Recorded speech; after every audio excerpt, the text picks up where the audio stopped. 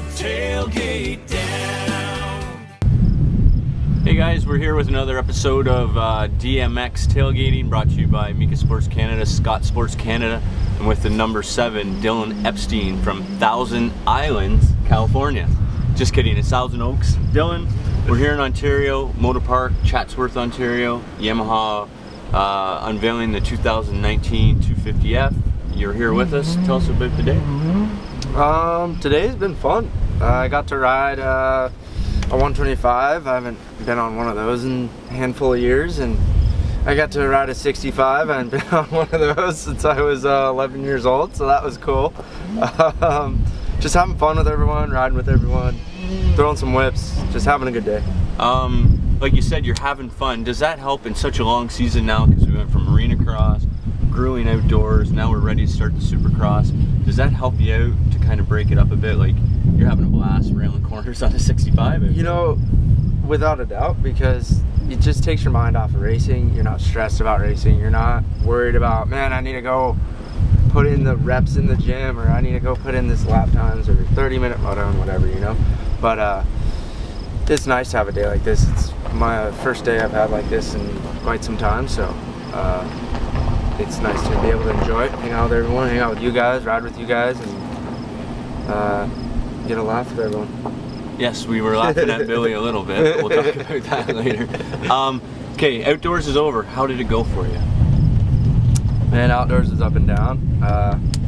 Definitely didn't go the way I prepared for it, but that's racing. You know, you prepare to be as perfect as possible, but you get thrown curveballs, and I had 2 DNFs, one being my mistake, another being no one's but mechanical, and that's part of racing.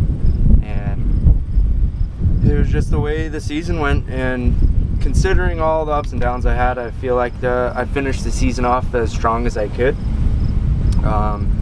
but definitely wanted the results that I didn't get, and I believe I should always be at least in the top 5, never outside of it, and it was frustrating, but all that set aside, we made improvements, and we improved each and every race, and to me it's hard to do that. I've shown up into mid-season US outdoors and supercrosses, and it's hard to just jump into it and have a good setup. And when you find a good setup midway, it gives you a spark, like, all right, let's go racing again. You know, it's like you reset, and it's like the season is reset. So that's kind of what we did with me, and the bike ended up working out really well. And unfortunately, at Deschambault, had to get off, which I was going to have my 3rd podium, but unfortunately that's what happened. But yeah, the season finished off 6th, not what I wanted, but hey, again, considering all that happened, can't complain. Highlight for you, would it have been Gopher, maybe, the Gopher round? Yeah, I mean, the Gopher round, I don't even know if I was that excited, because I was more excited about how the moto went. Like, me, Colton, and Matt, all 3 of us are just passing each other back and forth for the entire moto. Then after we broke off from Colt, Matt and I, we just started dicing back and forth, and it wasn't dirty passes, but we were just making clean inside line passes, or just railing around the outside of each other. And that was like when you're a little kid, or when you just first start racing, you're racing a guy that's like your same speed, and you guys are dicing it everywhere. That's how I felt. Like, it reminded me of when I was young, and it was fun. And that was the first moto I had a blast in all season. So yeah, I guess I could say that's my highlight. I mean, like I said, I was more excited about how the moto went, of battling with the guys, than actually winning. So I was like, dude, that was so sick. Did you see that? You know, like, we were just talking about how cool the moto was, but forgetting that I ended up winning the moto. But yeah, that was a good day. Good day for sure. Moving forward, Supercross, you've got some experience. Yep. We're in Montreal next weekend. Expectations, we don't really know if it's going to be a full-blown track that would probably suit you a little more than some of the other guys. What are your thoughts going into it? If we have a good Supercross track, I would like that, at least. If not, I would at least like something we could race on.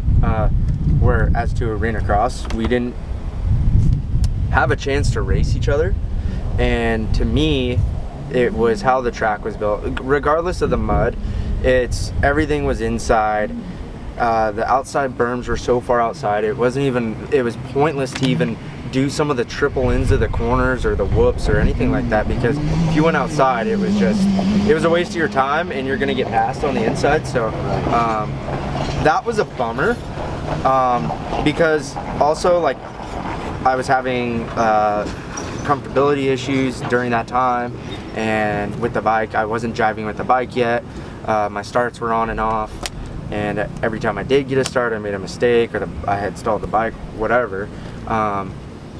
It was all about the start in arena cross. So hopefully they make Supercross, you can get a decent start, work your way through the pack. If not, then looks like I'm gonna have to get better at my starts. So, okay, after Supercross, what's the plan for you? As of right now, I don't really have one. I don't know really much after the season, what's going on, what's not going on. I guess so far the good news is I haven't heard I'm off the team yet. I haven't heard any news, so there's been no news. You're not riding for that new 250 Husky team? No, I haven't even heard of that. No, we squashed that one. That was the rumor, that Andre was going to run a 250 Rockstar Husky team. Okay. Steve squashed that rumor this morning, so you're safe there. Do you want to come back to Canada? I would love to.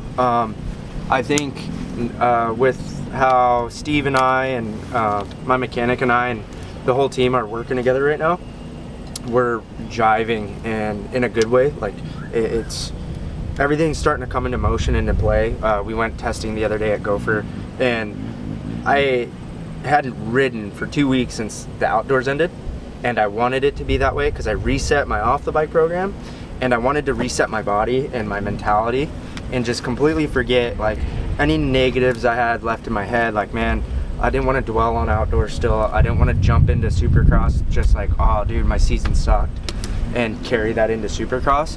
First day testing with those guys, like Steve and Josh, were just like, oh, that's the best we've seen you ride all year. What have you been doing? You know, so that was a good feeling. Like I said, we're all having a good time together now. Everybody's getting along really well. It's not that we never got along. We're now, I guess you could say, everyone's comfortable with each other, and that takes a lot. Like, whether it's a race team or not, it's hard to get comfortable, like just to jump into something, and for whether it's the team getting comfortable with you getting comfortable with the team, it's hard because we're, at the end of the day, we're all human beings, you know. Some people take a little longer than others, right? So I haven't known these guys for years. Like, I've known the guys I had last year for years, since I was a young guy. So as a teenager and even before a teenager. So when I was able to,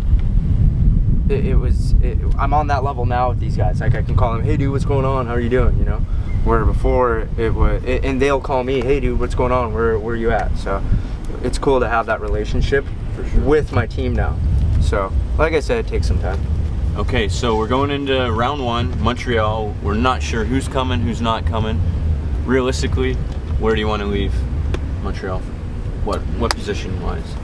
I want to be realistic, and I want to be consistent, but since we have such a short series, the best I would want to leave up front, regardless. I think every racer does, and for the series only being 4 rounds now, you're gonna have to win. You can't have like third, and if you do, you have to hope the guys winning and getting second every weekend are not the same guys. So you want to be beating those guys, especially because it's a 4-round series. So walk away with a win would be awesome. And we, as every guy would say behind the lens right now, is we've all been working for a win, right? You don't put in all the sweat and tears and all the effort for no reason to not go out and try to win, right? So definitely want to go out there, give it the best I got, and ride like I know how to. Awesome. Not stress about. I guess I wouldn't stress about winning so much, but yeah, go out and win. Really not worry about it. Let it come to me. Sounds good. Yeah. All right.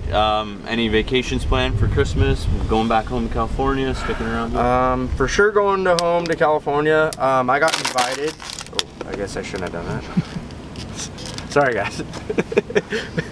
Rookies. Oh man, I got invited by a good buddy of mine. He's doing. He lives in Europe. He's a 10-time Czech outdoor champion and 5-time Supercross champion, and he rode for Honda Garibaldi back in the day, or whatever the name was back then. But the factory Honda team out of Italy. Did MXGPs, top 10, top 5. He was a pretty good guy in the GPs, and he still is. He's doing Dakar rallies now and riding for a Husqvarna team now. And right now he's sitting 4th overall in the series, in the Dakar Rally series. And then when they do the actual Dakar Rally finals is when all the guys show up. Right. And he's doing the series because it's in a sense practice for him. He doesn't have to. He's already qualified for the final round. It's just more practice for him. But right now he's sitting 4th, and he invited me to come out and check out one of the races and as a spectator, hang out with him. And he's from Czech, so he's like, come hang out in Czech for a little while and check out the Dakar, dude. He's like, you can come out and hang out with us. So maybe do that. Not sure yet, but if anything, definitely go home to California and hang out and get ready for next year. See where everything takes me. Yeah. Okay. Hopefully, get ready for next year. Sounds good. Yeah. A lot of great people in your corner. Yeah. Let's give them some love. Yeah, definitely. My whole team at Rockstar Energy OTS FF Yamaha. We worked hard this year. We're continuously working hard. Today's just a fun day. We're all throwing whips, messing around, talking crap to each other. I thought he cross-roaded ahead of me there. He got so I was worried for him. I got to thank Factory Connection. They're working hard too. Fly, Pro Taper, FMF, X-Brand goggles, Skivvy, underwear, Alpine Stars, Bell helmets. I guess I gotta look at my shirt. I'm still trying to figure out all the sponsors. There's still a lot of them. So Pirelli, Galfer, Moto Stuff. We got a lot. Sunoco race fuels, Recluse clutches. I'm just gonna end the list there. It keeps going on and on. Everyone knows you guys are a part of the team. Thank you. You're a reason why we're out here racing and getting on the podium. Thank you. Perfect. Well, we'll end it here. Wish you best of luck. The big number 7 at the Big O in Montreal. This is another episode of Direct Motocross Tailgating brought to you by Scott Sports Canada, Mika Sports Canada, and that's it for us today. All bets are off once you put the tailgate down. Thanks, guys. How was it riding that 65 anyway? It was actually, believe it or not, freaking terrifying at first, because I forgot when I was really young.